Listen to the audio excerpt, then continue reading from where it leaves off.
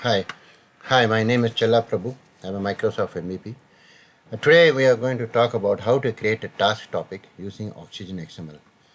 Okay, this OvygenXML is used today these days by some leading organizations about how to create a single sourcing solutions using OvygenXML. Okay, so this demonstration that I'm going to show is based on few real life examples, and mostly I won't be using the same example of a recipe because that particular example for task topic has been there for quite a long time. So I want to I want to talk about this task topic for people who are inexperienced in data or a task based topic, and experienced people who have been working on this data for quite a long time. One has to understand that there is a way of structured authoring, so which has been there for quite a long time. It is only based on the opportunity that one gets that they could get aware of how those technology works. So data, so there are going to be certain questions that I'll be asking, so that you will also be familiar with why data is very important, and also you have to have some questions as to why I need to use the data. Okay. Today we are also going to talk about a topic-based authoring like RoboHelp, FrameMaker, Matcaflare, and why not Microsoft Word? Okay, so may not be a single file, but we could still have some topic-based authoring in that. So today I'll just talk about one thing. Uh, okay, topic-based authoring has it represents two task topics. One is a graphical task, and other is a general task. So what does it mean actually? So if I take a task topic, most of the people used to say that it is a set of instructions that need to be followed in order to complete a particular task. So there's always an issue about knowing what is a job and what is task. What is considered to be task? What is job? Is it synonymous, or is there any difference between task? So if I complete a task, do I complete a job? So it's up to you to find out the answer for this. But today I'm going to talk about a task topic. Okay. Now, what is the example that I'm going to talk about a task topic? In this topic, if you see, I'm going to talk about a multi-level list in Microsoft Word. So for those who have been working in Microsoft Office for a long time, they would have created bullet list, you have created numbered list. My thing here is I'm going to go one step ahead of how to create a multi-level list. Okay, so you could also do that. Then I will tell you what's the reason for doing this. Okay, and then next one is the real analogy which I'm going to talk about is I'm going to take an example of Suzuki bike and all this what do you say washing machine. Why is because if I could write a task topic properly, then I think that particular task can be converted into various languages and could be used by different people across the globe. So I don't want so for example, if I'm working in a product based company, for example, if I'm working for a product such as a washing machine, yeah, I know how to use a washing machine, right? But if there's someone new who wants to use it and they don't get an opportunity, even operate it because quite an expensive equipment, then he would be relying more on the procedure that needs to be followed in order to use it. There may be some guidance in the initial stages, but then later on he might probably need some help. So he would be referring to some document.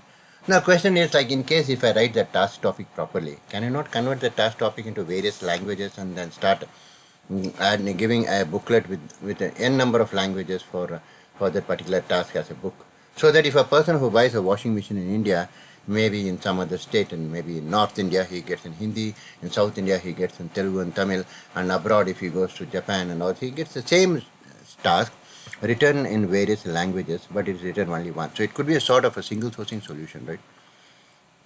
Yes. So in that case, what will happen? In that case, the document will help the novice user how to operate it.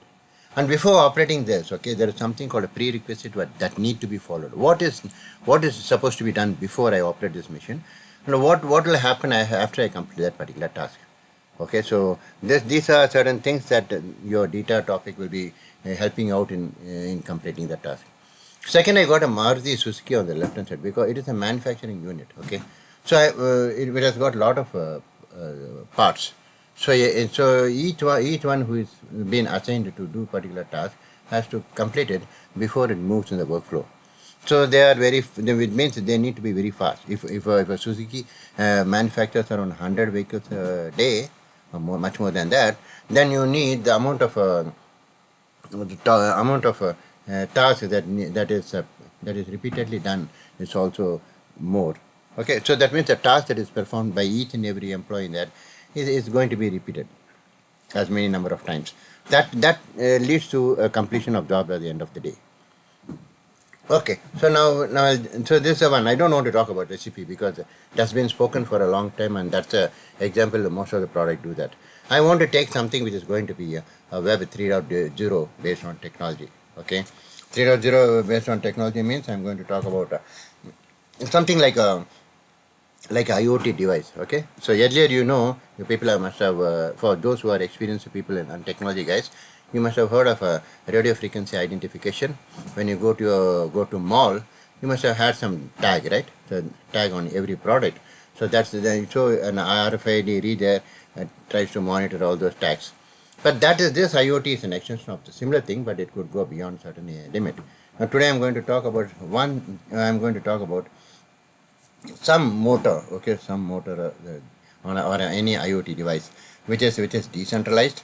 Then then it also has some smart contracts. That means that it has got some functionality that's built into it to monitor that, and also see how the data is being collected and processed later. This are information we need. Okay, otherwise we don't find any. We won't be finding any support team or technical people who will come and do certain support services for you. So there are also some liability when you start using certain tasks like this on the product that you work on. There may be some liability. There may be some cyber security problem. There may be some problem with the data collected because I may collect the data the way I want, but that due to some non-disclosure agreement and other stringent rules by the country's policy, there may be some issues related to the data collected. Now, why I'm saying this? Because these are examples of our Indian-based scenarios only. People might talk about a Web 3.0, 4.0, and they may be talking about a driverless car and all that. I'm not talking about that because we don't want such a level of sensors, cameras, and other technology that make a decision that helps the car to maybe helping to navigate, use the steering and then get accelerated by itself based on the surroundings and all the stuff. We are not talking about any machine learning and things like that, but we are talking about artificial intelligence here because that only will make an application to learn by itself and be prepared for about the next step, because it has to be a system that can build by itself, right? And during the course of it's a journey and the number of hours it is being used for driving and all that. We are not talking of driverless car because none of them knows about driverless car and they are not going to see them on Indian roads as long as there are speed breakers on the roads. Okay, so that's one thing let me make clear. But you could probably we take an analogy of the signal and the number of roads that's there in the crossing as something like maybe related to some network protocols and topologies for that. So now today I'm going to then we need to see what is there in that particular topic which I'm going to write. If I'm going to use OvygenXML and then I'm going to create a data topic, these are certain things that will come in that. It means the steps. Steps is these are the mandatory steps that need to be followed in order to complete the task. Okay, so steps that need to be completed at that moment of time. We are not anticipating anything or anything like that. And the other comes with a step. So steps is the parent one, the step is going to be the child, and then later on that's the way the data elements are being organized. And then we are going to talk about CMD, the menu cascade and the UI control. Those are things that are going to get associated with the CMD. The reason being why menu cascade, because it is sort of interface. Now why do I call it interface? Now they're coming to the next topic in this. I'll tell you why. What is menu interface? So here if you see earlier all the applications were developed like this. Maybe even today some applications may be developed, but I'll tell you why. So when I use certain elements like menu cascade, then I'll click on file, import, convert, and then use data to XML and all this stuff. These are the cascading type of. This is the way I follow certain menu in order to complete my task. So they come under the menu cascade. But when I come into UI control, these are the controls like import / convert is a control, reload, because you are clicking on this particular menu, right? Suppose if I tell you to go open a document and you go and say file open, so you're clicking on open, so it is a UI control.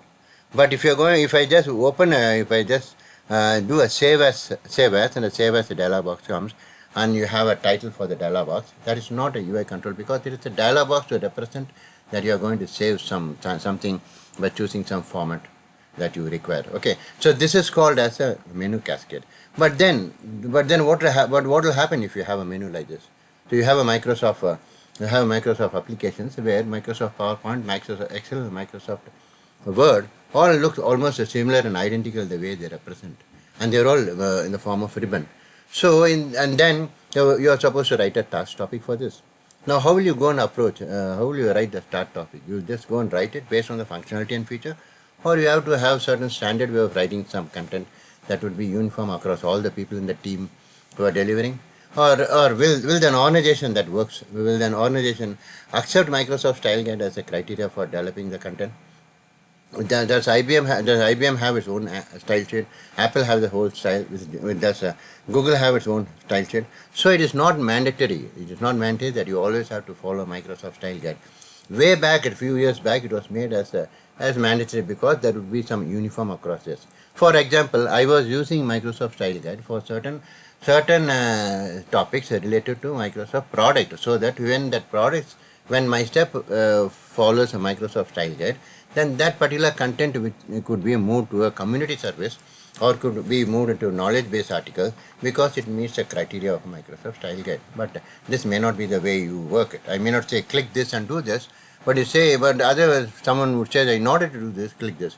In either way it is correct, but it's left to you which style guide you are using. There's nothing, so nothing for that. For example, in this I have put like Microsoft STP is a corporate guide. Microsoft corporate guide. And Carnegie Mellon University has got its own style sheet, which we were using it alternatively to Microsoft MSTP way back. We also have Red Hat style guide. So Linux follows a different style guide. Salesforce has got a style guide. MongoDB, that is a cloud-based database, which is also called as a NoSQL, or it called as a horizontal scaling key value pair database. So that's a very important database that's part of the cloud. Okay. Then we have IBM style guide, then Apple style guide. So earlier, see, Microsoft may not IBM may not like to use Microsoft style guide for creating their document because they have the capability to develop their own style guide. Okay, and or else we ourselves, if we have 5-6 years of experience, would probably go and create our own style guide. Okay, so that's the way. But the concept is the same. The way it is going to the way it is going to be represented is the same. Now, if you look at this Microsoft PowerPoint, Excel, and Word, from far away, if you just have a look at it, you won't know which application is it, because I've written Microsoft PowerPoint on the top, Microsoft Excel, when you think that okay, they are the different applications, but if you see, they are all different. Why is it? Why did how you are going to write this? So earlier you wrote this for menu cascade, but now if you come here, this is not going to be menu cascade, it's going to be group. So no, the writing pattern will change. So if I'm going to write for something, if I'm going to write some macros and want to talk to someone, how did I create the macros, then I'll be using this. But when I write this, it is a context-based menu, right? What do I mean by context-based menu? Like if I based on the content that I have in my document, the menu will change. For example, if I say that I place an image in my document, then you will have an extra menu calling extra relevant to that. But in here, in the earlier menu, what happens, in case if I want to insert an image, I have to be very clear what options and menus I need to know in order to go and at least insert a menu from that particular location in my drive. So there are certain learning curve, but there are also some context-based menu. And then what happens? The Microsoft has brought this for Word, PowerPoint, Excel, and even for SharePoint. So this was brought because to maintain reusability and also the context-based sense. That's very important. For example, I'll take it on later on. And then here you also need to have some questions that you need to ask. See, I'm not just giving this session for the sake of it, but I also would like you people to ask the mentor certain relevant questions. There may be people who have been working in 5 years, 6 years, or 10 years down the line, But that's okay. But you are working on it because you already have some experience working on RoboHelp. You also have working on FrameMaker using element definition file, and you also have many other things. So the question here is, my first question is, why you need to write a data and simultaneously validate the your document. See, I'm creating a data document. I'm putting a lot of efforts, right? Okay, and also the data is trying to validate the position of my elements in the content. It also tells me what are mandatory elements that I need to be furnished before I proceed to the next element. So in that case, when I take so much of time in developing, okay, when if the then I say your document, see why you need to write a data and simultaneously validate a document as and when you create. If the HTML file output is just like any form of output created by any document tool, say if I go to RoboHelp, okay, and then create a XML file 5.0, and if I come to Oxygen XML and create using data and generate XML 5.0, why did I put so much of effort in creating a document which has been validated while creating, and also I'm creating one more document where I now got validated using Metcalfe or thing, and then why is it so? So anyone should ask that question, right? They say that tools can be learned anytime. It's fine. I don't deny the fact that tools can be learned, but tools should be learned in an appropriate way. But you also have the question to ask, why? Why should I do this? Because that particular question, many of them may have not asked, and it's a question that need to be asked. So what is the difference then? Second, what is the difference between audience analysis and audience knowledge? In the earlier video also I've asked the same question because people always say audience analysis. I don't know what that audience analysis is because today many of the people are using mobile. Mobile itself is a web-based environment. And today we are also using internet and extensively. We're also using web 2.2 technology. There are many technology like web distributed authoring and all the stuff. But all are knowledgeable today. Even a shopkeeper knows how to send an SMS, how to use WhatsApp, how to two-way communication, how to put it on the Instagram. So his knowledge of knowing the tools is much more than the average person who is working with the elderly people who are there in the house. So that's the way I'm telling you. And all his knowledge is when you work on one application. Today, if you are working on RoboHelp and you are doing a topic-based authoring, tomorrow if I tell you to go and use Madcafe or something, then you will also try to have some knowledge which always will keep on referring to the similarity of functions across both these applications. Okay, you start building it. So in the sense that finally you'll start appreciating the way each leading organizations are trying to build solutions in a very different way. Okay, that's one thing very important. And second is information mapping important? See, everyone who used to work on element definition file in FrameMaker suddenly go and start telling that I know to work on data I know to work in data. But they were not properly taught about how to do information mapping. Okay, so that's the problem where they get into when they just compromise on some of the elements before they say that they have finished a project, and that's wrong. Okay, every new employee who joins a different environment, irrespective of whether he actually knows about data or not, he has to have an orientation for at least a minimum of a couple of days. Though information mapping is not given much criteria when you work on other tools apart from data in Oxygen XML and other similar applications. It is only those people who have already been working in this field for quite a long time knows that information mapping is a very critical part of the documentation. But I said if you go to the first point, then whatever information mapping you do, irrespective whether you apply a UI controller, whether you go and apply bold directly, it doesn't make any sense because the output is still going to be created in HTML 5.0 with a very minimum tags. So why should I have so many tags in my data document? Okay, it's for you to think. Second, who decides the number of pages for a user guide based on audience analysis? If I say, okay, if I say that I'm going to write for a document for a 10-year-old person who has already been having the domain knowledge, and I as a person who have no domain knowledge about at all, and I'm coming to write a user guide, will I be in a position to know how many pages of document need to be created for that person to whom I'm writing? No. Then is it going to be 10 pages, 15 pages, 20 pages? Who? No, you have no clue about the number of pages you have to give. You only know that I have to have a 100-page document. But today you have to know that most of the user guides and documentations are no longer into PDF and things like that. It is more onto HTML 5.0 and XML based. So that's one way we want to talk about it. Okay, can concept have figures? Here we talked earlier. It's just a recap of what we spoke last video about concept. Can you have figures and concept? Yes, you can definitely have it, because if I gave you that particular thing. And do I need to remember the element tags and data? So most of them say that, okay, you should at least know the minimum tags that you want. Like for example, like you say a p tag, a paragraph tag, normally. And secondly, you also say whether it should be an order list or unordered list. So it will be UL, OL, and many other things. So, but then these things are very minimum tags that by default you can learn it in just a few hours time, or when you keep working, or that when you do some research on that particular data topics and playing with those elements.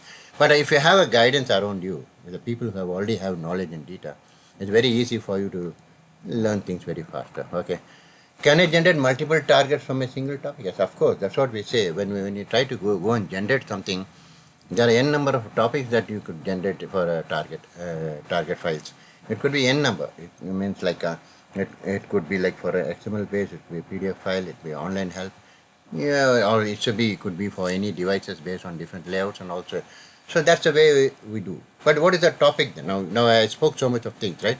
Because when you make a task and when you write a task here, the task topic is going to be available on the internet through HTML5. So therefore you have to know that any content that you write should be very clear, precise, and then it should be for that particular moment of time, and it should be very helpful to the end user. So I'll be going inside. I'll be talking about OvygenXML now. But before that, if you know about data, or if you have very less experience, or you have not got much exposure to data, or please do not hesitate to get in touch with the experts of a meta perceptor, because it's not just sort of a training. It's something if you want to know more about it, or if you meet a strict deadlines based on certain deliverables and on data, you can get touch in with them, and you can do further more on how to create a topic, how to create topic. Okay, and now before that, I tell you what does it contains. So before, even if I go to the data, I should know what it contains, right? So I said it is a step. It's got a CMD. It has got an info. So that's an info tag that you quite often use. Because if you want to have any other description in between the steps, so probably you can use info. Okay, and you can also have step results, which says that, okay, like in case I say the very first thing, like click on this, then next one I say click OK. So there is something that happens in between the first step and the second steps. Okay, maybe you may be directed to a different dialog box, so you have to specify that in the step result, so that it guides. Then you also have a step example. What is that step example? It's a small code snippet, or it's a small thing that you would like to represent the code in the form of any programming language that you are familiar with. So that I could put a code and say that it's a Java code. I would also have a code phrase which says that, okay, if there's only one single line of code that I want to put it to represent that particular code, I would use that code block and things like that. So these are certain part of the element that is supported in data. And you also have a command line interface. See, what happens is if you are working for some project on a Linux, or if you're going to talk on some GitHub and all the stuff, which supports both the command line interface as well as graphical user interface, you may have certain commands that you need to document and tell them how it works on CLI. So when I say about CLI, then you'll know that, okay, you'll also have some interface elements that you need to enter, and you also know what is the command name that you'll be using. Okay, for example, in command line, if I go to CMD, okay, if I go to a command line and just say type in directory, okay, so that gives a full list of files. But if I say directly /p, that's going to give a pagination of 10 files per page. And if you're going to say /w, there's going to be a horizontal way of representing all the files listed in the directory. So these are certain things that I need to document. So which means what is the command name is dir, what is /p and /w is going to be the input that is going to be expected from me in order to view the complete list of files in the directory in the local disk. So now this is something that we are going to see that. Okay. Now let me go. So remember, this is where I would like you to recommend this. There may be many people. I'm not just going and talking about the data as a task, a topic, a concept. And many people know that, but I'm going here because I need to tell you that there are various people who are trying to understand the data both from inexperience, means I don't call it novice, I call it inexperience, because you do not have sufficient experience that necessary for you to navigate to a different company which is expecting you to deliver very fast with a strict deadline. Okay, so which means like the project, maybe a project in data a person who may join a company with a data knowledge needs to deliver an output within 15-20 days. Well, that could be the strict deadline. So you are going to be much more than a knowledge worker. You also have to be an individual contributor during that time. But if I say that this project is going for a 1 year project and need to have a moderate knowledge of data, then it doesn't make any difference, because you can learn at your own pace without any stringent deadlines and all that. So that's I classify it as a what experienced user, non-experienced user. But here you have, in the meta perspective, you have experts who would really guide you in creating a OD data document. Okay. Now here, let me go back here. Now let me go here and then talk about data. Okay, this is a data document for some IoT device. I want to talk about IoT device because we have been most often be writing about a procedure, a task, just for the sake of it. But you have to know that we have already, from the growth path of technology, if you see, we are in Web 4.0. So you may not know where we are now. We are from Web 1.0, 2.0, but still you want to keep on telling the same example of 1.0 when we have already moved to Web 4.0. So I am going to give you a Web 4.0, which is based on blockchain, smart contract, and the user integrated things and all that stuff. So where artificial intelligence, everything plays a very important role here. So here, so how do you enter this? You can, when you open, as I said in my very first video, that after you download an application from website, and then install it on the local disk to the location where you would like to prefer, then if you double click on it afterwards, you will be in a position to open the data, this OvygenXML application. You can then click on file, then you can say new. You get this dialog box. Okay, so here under data there's a topic. So here you can go and click on topic. Okay, if you click on topic, you get. Okay, let me click on topic. A new topic is open. So this is a minimum tax that will be applicable for you. We shows that as a title and a body. Okay, so then let me go and show you the topic that I have created here. Okay, so here I've got a title which is health of an IoT device. So this which may not make sense of what device I'm talking here specifically, but I'm talking as an IoT device because it's a device which depends on internet. Okay, and it's a decentralized. Okay, it means it's not depending on any centralized thing. So it is decentralized. So I could probably tell you an example later. Okay, then the next step that follows is a short description. Now, what description you want to have on this IoT? So I'm going to say that this topic describes the health condition of each component in the motor. The why I'm saying motor is because a motor is a lot of a coil might get burnt, or some shaft may become very hot. It may not be in a proper environment where it could sustain continuously for around 3 to 4 hours. So these are certain things that I want to tell them. So when I talk about the health of a particular IoT device as a Web 3.0 technology, I want to capture a lot of details from the component of the particular motor. Then I'm talking about a task, a prerequisite. Now here, when I talk about prerequisite, I'm coming to here. I'm going to come here with this particular in my Notion. This particular Notion. Because what happens is, what is the prerequisite? What do you want before you actually do the task? You need to have something, right? Before I use my washing machine, I need to do something prior to that, because that output is going to be the input for this particular task.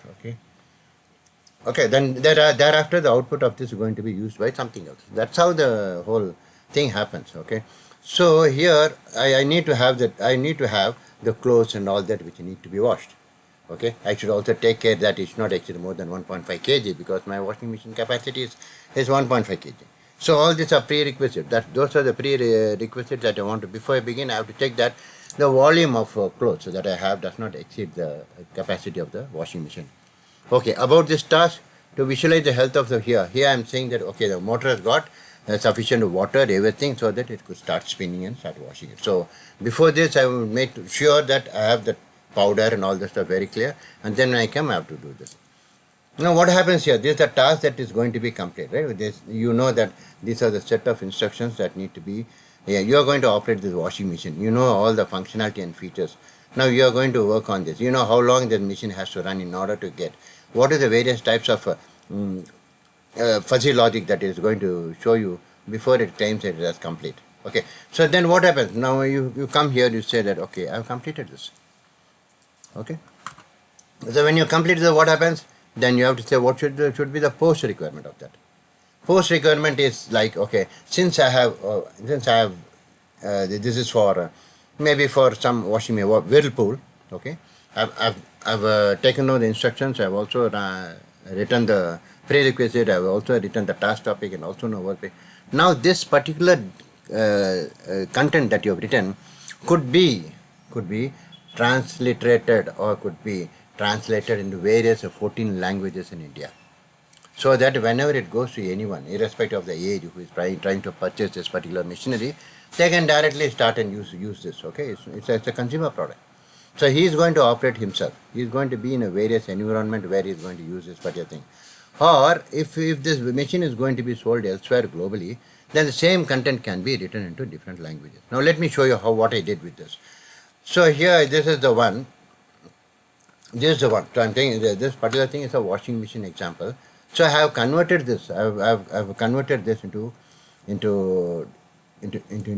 different languages. Okay. So this particular thing of the washing machine which I have done has this particular thing like creating a multi-language. I have converted to all the languages from Arabic, Tamil, Telugu, and then Kannada, Japanese, and Punjabi and Malayalam. So I need not have. So they can just have this. Just like if you buy any Amartanjan or if you buy any bottle, you have got multiple languages in that. Okay. So what I have done the similar way, I have just taken the post request is going to be like it is going to be part of the product deliverable. Okay. So this multi-level numbering which I have taken now is a content which is into Arabic, Tamil, and this. But they need to be formatted later on because I am getting it from somewhere else. Okay. So I'll show you a demo from where I am coming. Most of them might not have used. In order to do this, you are going to go to the Google and then put this and say I need it for Arabic, right? So I'm not going to do that. I'm going to do everything at the desktop level itself, taking into some accessibility issue. Watching it. So this is way. So what did I do? How did I do this? I'll go to Microsoft PowerPoint. Okay. So here what I did is I just what I did is I just said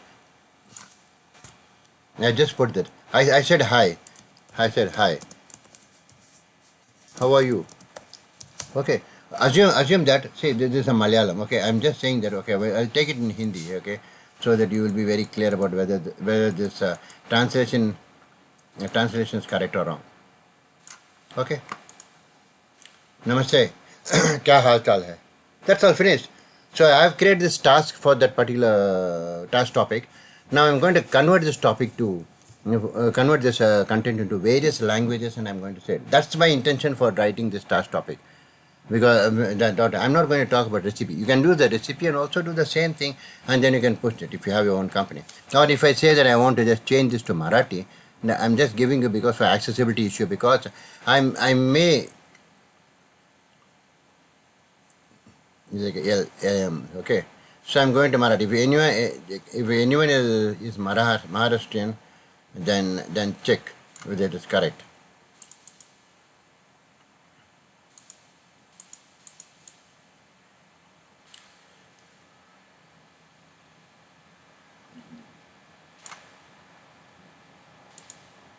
But I don't know it.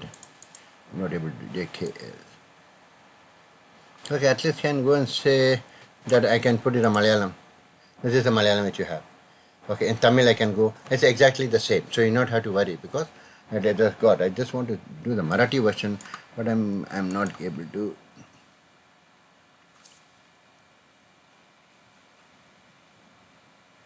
Yeah, you got it. So for those who are Marathi, you just check this correct. Namaskar, kaise ahat. Fine, that's what I want. So this particular thing, if I could take out this instruction of this and then then put it here, which is a washing machine task. Put it here, I can get it into various languages. That was the intention for me to go and create my topic here. Okay. Now the question here is also, if you see that if you see this task topic, you have seen me short description, task body, context, steps. I've got subsets also inside. I also have some examples. I've got code block. I've got poster. I've got related links.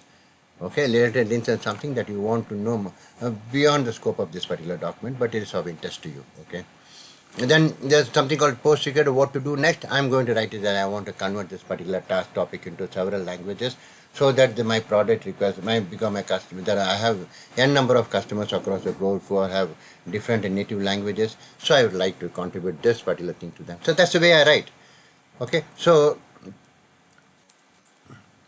that's a task topic. So you have to be clear about what you want to write. Okay, so here this is a task topic. Now here if I go, this particular button is what I call it as I'm generating. So when I'm trying to configure a transformation scenario, what does a transformation scenario is? These are the certain transformation, probably the XLT suppose, where I can convert this document into HTML file or PDF file or any other things based on the number of options that you select here. Okay, but the question that still arises, okay, having put so much of effort into this in creating all these tags, and having also, okay, let me generate it, so no problem. So and the operation unchanged. Okay, yes, you want to say. Okay, I'll just save this. No, I think it's compiling. Okay, so but what happens when I generate a XML file? It's simple, the same. So why question you have to ask your expert, any expert who are maybe in any organization, tell them, go and ask them. Say if I am generating this, if I am generating a HTML5 5.0, the code is going to be the same as what it was prior to HTML 5.0 also. Or else you can say that any application that generates an XML5 output would always look similar the same way. But when I put, what is the use of putting so much of effort in making my topics with a schema definition file where I apply various rules in the particular document? So you have to ask the expert, or come back away to training.metaperspect.com, and we have experts who could actually let you know about what it is. Okay, so my topic here is coming to an end, and I'm going to it is going to be data topic. Next I'll be talking about a reference, then I'll also be going through the data map and book maps. But these are before you actually go into the training or things like that, yeah, I would like to give an overview of what those topics actually comprises of or it consists of. Okay, so I should say that I'm thankful to you all for this, and hope to see you all soon. Thank you very much.